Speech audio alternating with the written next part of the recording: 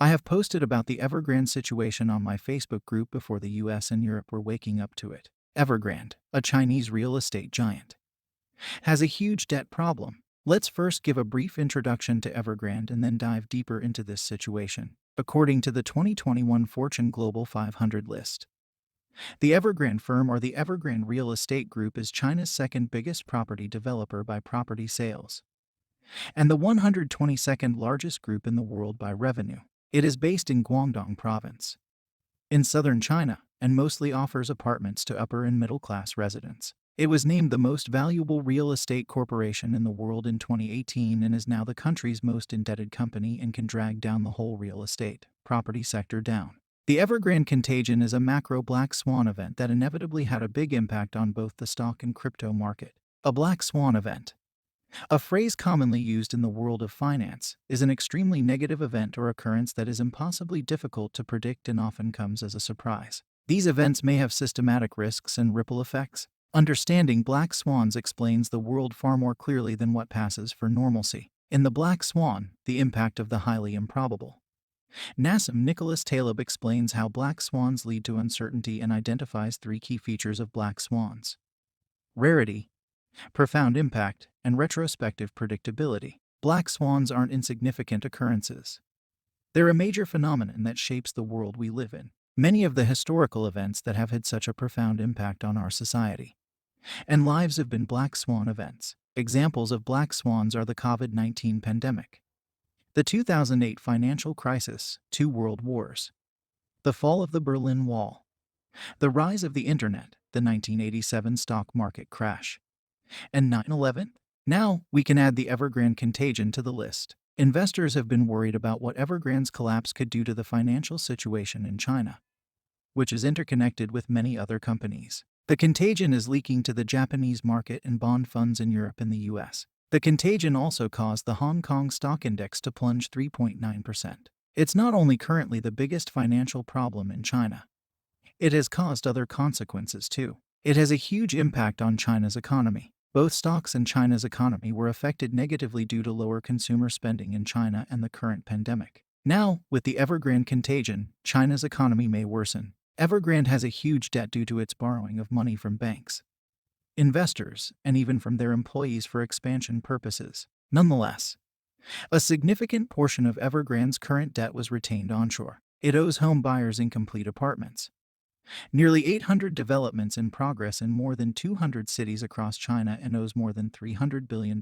in overdue debts. According to a Barclays estimate, Evergrande may still need to deliver as many as 1.6 million properties to home purchasers, even though it frequently pre-sold units to obtain funds before they were built. Evergrande convened its senior executives earlier last month under increased scrutiny and ordered them to publicly sign a military order pledging to complete stalled property developments. Evergrande is facing creditor lawsuits, and its stock has lost more than 80% of its value this year. Homebuyers, retail investors, and even Evergrande workers are protesting against the company across China, demanding reparations on past due wealth management products which Evergrande owes tens of thousands. One of the protesters even tried to kill herself because a lot of people lost everything, and it's likely she lost everything too and couldn't cope with the situation.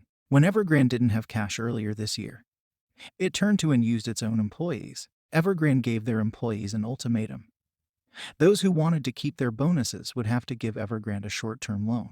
According to the New York Times, the company began pressuring employees to help bail it out as early as April, while the chairman pocketed $8 billion in dividends when it began marketing short-term loans. Around 70 to 80% of Evergrande employees across China were asked to put up money that would then be used to help fund Evergrande's operations. Employees were told to each invest a certain amount of money in Evergrande wealth products, and that if they failed to do so, their performance pay and bonuses would be docked. Some workers tapped their friends and family for money to lend to the company. Others borrowed from the bank. Then, this month, Evergrande suddenly stopped paying back the loans, which had been packaged as high-interest investments. Now, hundreds of employees have joined panicked home buyers in demanding their money back from Evergrande, gathering outside the company's offices across China to protest. Because real estate is very important and very profitable in China, this is a big deal. Owning a house is culturally important too in China. China is the world's second largest economy. Real estate accounts for a staggering 29% of China's GDP. China has literally grown from nothing to becoming the superpower it is today.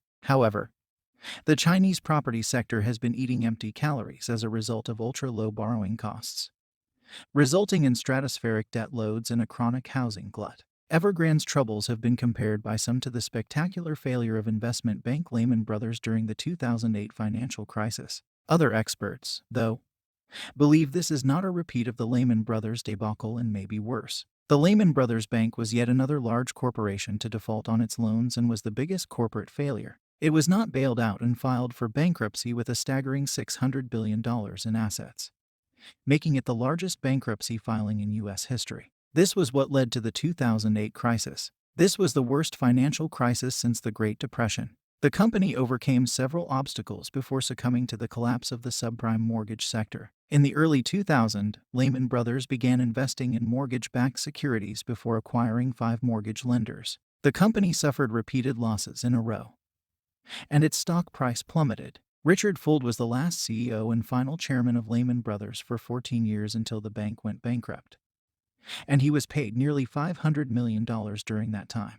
The man dubbed the gorilla has frequently blamed the government, regulators, and unsubstantiated rumors for Lehman's death, while admitting to making few errors. However, Fuld was dubbed one of the villains for failing to heed the warnings about Lehman's vulnerabilities and failing to secure a deal that may have prevented tragedy. Ultimately, the company failed and was never bailed out. The government let them fail because the Lehman Brothers were too far gone. Evergrande is in debt to the tune of over $300 billion, implying that its demise, like that of Lehman Brothers, might have serious consequences for economies. Thus, this comparison suggests a global crisis since the government hasn't bailed them out yet. The government has partially bailed them out, though. Recently, People's Bank of China injected another 100 billion yuan. Evergrande may become bankrupt, but there's a possibility of a bailout for bullish investors. But, so far, the Chinese government seems reluctant to bail it out. The Chinese government has recently made moves to limit how much debt property developers can take on.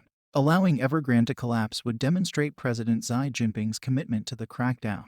Problems for Evergrande started after the pandemic lockdowns, which hurt property sales, and due to Chinese authorities fighting speculations regarding real estate and barring Evergrande from taking on new debt.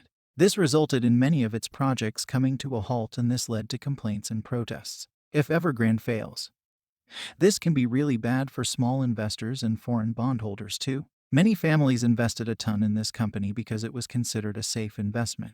Evergrande was a big company, but remember, any big company can fail and anything can happen. For example, Apple can come down any day due to antitrust laws. So, it's best to diversify and never put more than 5% into a single company. This is also why people shouldn't invest the money they can't afford to lose. Practice good risk management such as dollar cost averaging, allocating capital according to your risk tolerance, and diversifying into different companies, sectors, and asset classes, and have an emergency fund in case of some unexpected emergency. Nonetheless, I feel remorse for those investors and offer my condolences. Last week, the company missed a payment due on a dollar bond, and its silence has left foreign investors wondering if they will have to swallow hefty losses when a 30-day grace period expires. Let's see if they'll make a payment this coming Wednesday. We don't know all, though. In the letter, the chairman acknowledges the situation and promised to make payments. The Evergrande crisis shows us a glimpse of how overleveraged China's system is. Expect some deflationary liquidity crisis with Evergrande, at least short term. So, it might be good to have some cash saved on the side. September is a volatile month historically for stocks and crypto.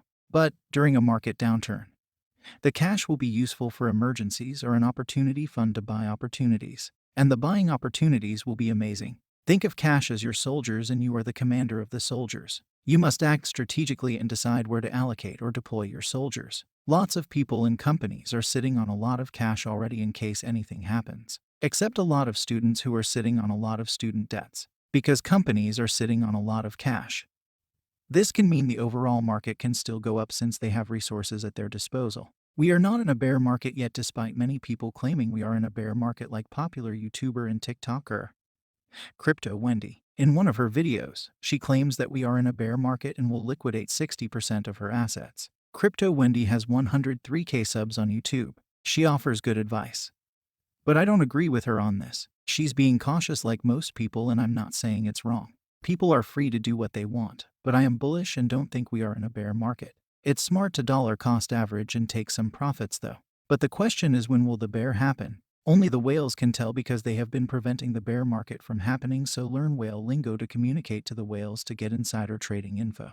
Then tell me so I can make a YouTube video about it. If you don't know what a whale is in investing terms, it refers to a trader with a significant amount of capital. And a bear market is a prolonged drop in investment prices. Even though this is a financial crisis in China, it'll inevitably affect the other markets because global markets are fragile. And, in addition, there have been a lot of crises recently, such as supply chain issues, labor shortages, semiconductor shortages, the Delta variant, energy crisis in Europe, etc. Who knows what will happen next? The future is very uncertain. Crisis usually happens once in a while.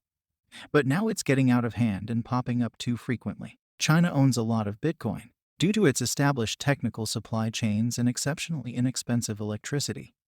China houses over 75% of the world's Bitcoin mining capacity. However, China just banned Bitcoin recently for the 10,000th time. Just kidding, it's actually the 30th time. However, this will make people find a loophole to buy Bitcoin, in my opinion, and we can expect more investors in crypto because people tend to do the opposite of what they are told to do according to human psychology. Sparkpool is shutting down too due to China's regulatory pressure. But no one can stop crypto trading. Due to this crackdown, people are turning to DeFi exchanges. That's why these DEXs are pumping. The Chinese investors will only flock to crypto more, especially since the Evergrande Contagion happened.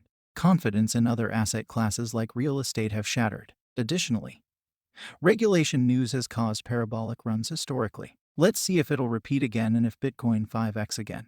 The US government is trying to regulate crypto, which is impossible. Luckily, the government in the UK is more accepting and is open to having a crypto coin of their own. Maybe they'll name it Britcoin for the Brits or Great Britain. The US Crash Confidence Index measures investors' sentiment and how likely they think the market will crash. However, the data also shows average investors are usually wrong. This is because investors panic and sell at the wrong time. They try to outsmart the market, but no one can predict the market accurately. Not only Dalbar's data show this, but an overwhelming amount of other data also confirms this notion. This also references the Fear and Greed Index. When the contagion happened, people were dumping due to fear. Pro tip: buy when people are fearful and sell when people are greedy. Both the stock and crypto markets are like a strategic game. If you play your cards right, you will get a big reward. As of now, most people are taking a more conservative approach, according to data, rather than an aggressive approach. I won't judge anyone and will let people decide on their own, but I favor a more aggressive investing approach as of currently, like Graham Stephan, another popular YouTuber with over 1 million subs. Due to everything happening, it's a good idea to spread out your buys. I mentioned dollar cost averaging before, and it is a great tool to mitigate risks along with risk capital, especially for people with lower risk tolerance. Dollar cost averaging is a simple yet powerful technique that outperforms lump sum investing and offers solid returns by limiting the influence of volatility on the overall purchase, where an investor divides the total amount to be invested over periodic purchases of a target asset. There are a lot of retail investors, so we are okay now. And maybe next month will be better. Thanks everyone for watching. If you like to connect with me and receive updates, please join my Facebook group. Please also consider following me on Instagram. There are other free stuff you can get down below the video description. Good luck everyone, and I wish you all the best. I'll catch you all later in my next video. In the meantime, take care and stay awesome.